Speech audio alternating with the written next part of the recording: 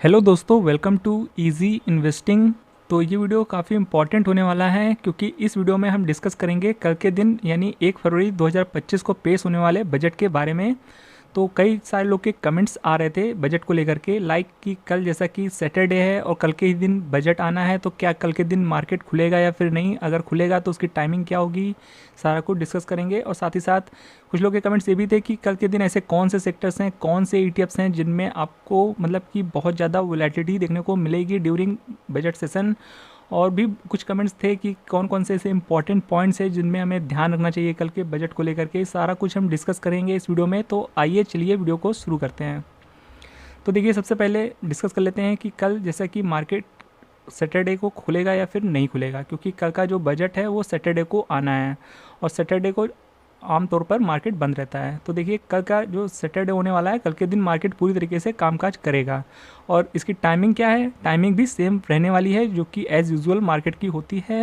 यहाँ पर कोई भी बदलाव नहीं है, देख सकते हैं कल के दिन की जो टाइमिंग है वो एज़ यूजुअल 9:15 से 3:30 होगी। तो यहाँ पर कोई भी समय में बदलाव नहीं है और मार्केट एनएसई बीएसई पूरा वैसे ही कामकाज करता हुआ देखने को मिलेगा जैसे कि नॉर्मल ट्रेडिंग सेशन में हमें देखने को मिलता है। तो ये तो हो गया हमारा पहला क्वेश्चन का जवाब।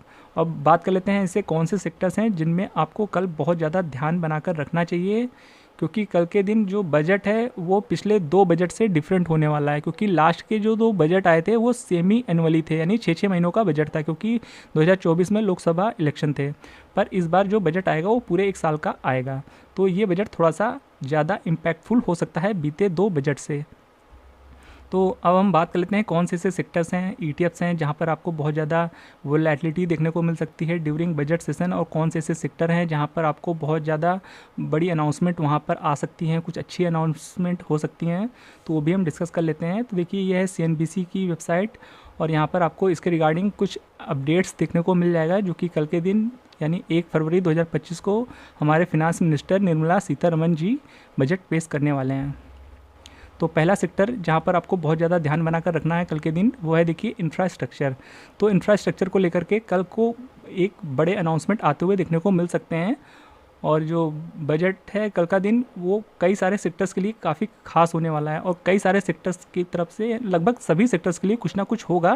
पर यहाँ पर हम उन्हीं सेक्टर्स को कवर करेंगे जहाँ पर कि बहुत ज़्यादा कुछ बड़ी अनाउंसमेंट आती हुई देखने को मिल सकती है और जहाँ पर बहुत ज़्यादा फोकस है गवर्नमेंट का, उन्हीं सेक्टर्स के बारे में हम डिस्कस करेंगे। वैसे तो हर सेक्टर के लिए कुछ ना कुछ होगा। तो देखिए, उनमें से पहला सेक्टर है इंफ्रास्ट्रक्चर। इस सेक्टर की तरफ से भी कुछ बड़ी अपडेट्स कल के दिन आती हुई देखने को मिल सकती है। और इंफ्रास्ट्रक्चर का जो ईटीएफ है मार्केट में वो है इंफ्रा 20, जो कि निपॉन इंडिया की तरफ से आता है। और अगर ये ईटीएफ आपके पास है तो इस पर कल थोड़ा सा ध्यान बनाकर रखिएगा। तो इस सेक्टर से कुछ बड़े अपडेट्स आते हुए देखने को मिल सकते हैं कल के दिन।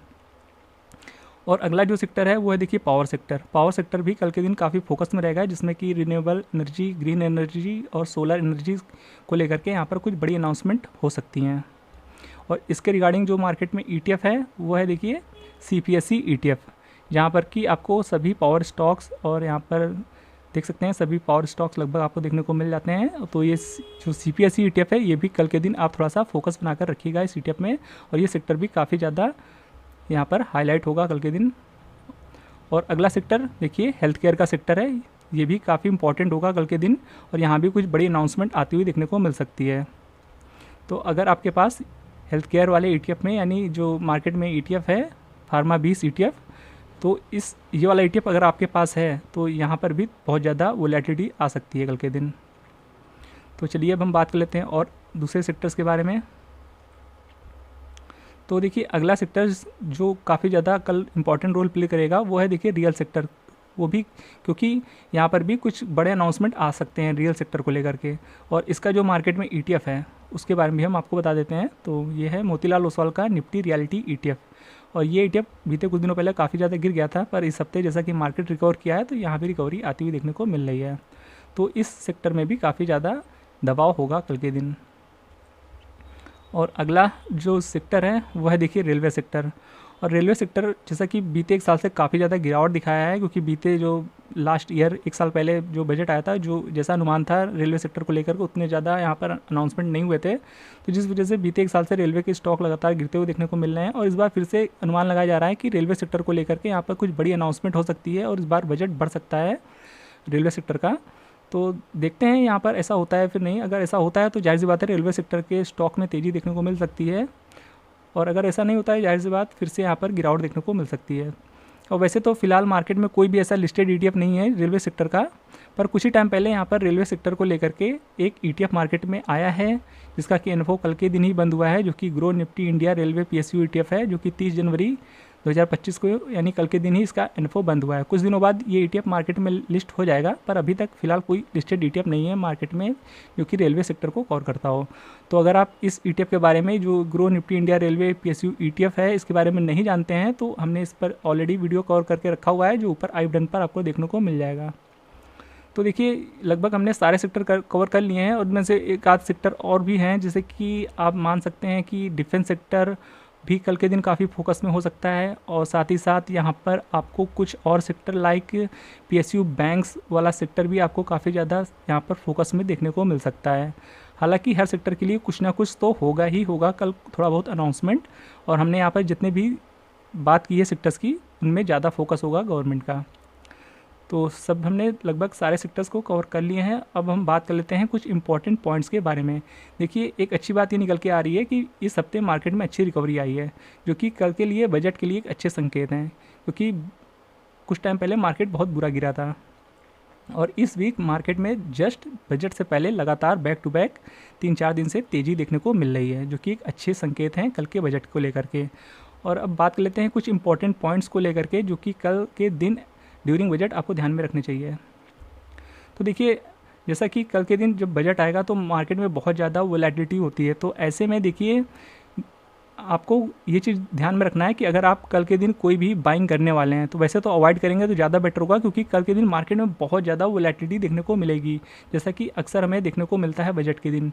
और इस बार तो पूरे 1 साल का बजट एक साथ आएगा, तो इस वजह से बीते 2 बजट से भी ज़्यादा वोलेटिलिटी यहाँ पर देखने को मिल सकती है। और लास्ट टाइम हमें देखने को मिला था जब बजट आ रहा था तो कई सारे ब्रोकर ऐप क्रैश कर गए थे, तो इस चीज़ का आपको ध्यान रखना है। अगर आपको कल के दिन कोई भी स्टॉक बाय करना है या ETF बाय करना है या जो भी करना है आपको, तो आप अगर आपको कल के दिन कुछ बाइंग करनी है, कहीं भी बाइंग करनी है, तो आप पहले से ही कैश डिपॉजिट करके रख ले, वो ज़्यादा बेटर है, क्योंकि कल के दिन हो सकता है ज़्यादा वोलेटिलिटी के चलते आपका ब्रोकर ऐप जो है वो सही काम ना करे, या फिर जो हाई कैश ट्रांजैक्शन होते हैं कल के दिन, तो हो सकता है थोड़ा OTP वगैरह का भी इशू हो सकता है। तो अगर आपको सेलिंग भी करना है तो टी-पिन पहले से वेरिफिकेशन करके रखें मार्केट खुलने से पहले, और हो सके तो आज के मार्केट के बंद होने के बाद ही टी वेरिफिकेशन कल के लिए ऑलरेडी करके रख लें, जो कि कल के दिन पूरा वैलिड होगा।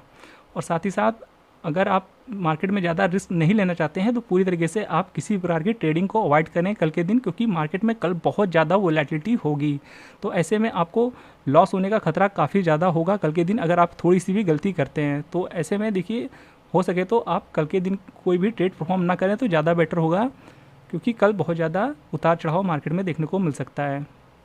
बाकी आप अपने तरफ से भी काम कर सकते हैं, हमने लगभग आपको सारा अपडेट दे दिया है। बाकी हम आपके साथ लगातार अपडेट शेयर करते रहेंगे बजट को लेकर के। तो होप ये वीडियो आपको इन्फॉर्मेटिव लगा होगा। बाकी अगर आपको ये वीडियो पसंद आया हो तो वीडियो को लाइक जरूर कर दीजिएगा, और ऐसे ही वीडियोस को देखते रहने के लिए चैनल को सब्सक्राइब करना बिल्कुल भी मत भूलिएगा। तो फिर मिलते हैं नेक्स्ट वीडियो में, तब तक के लिए गुड बाय।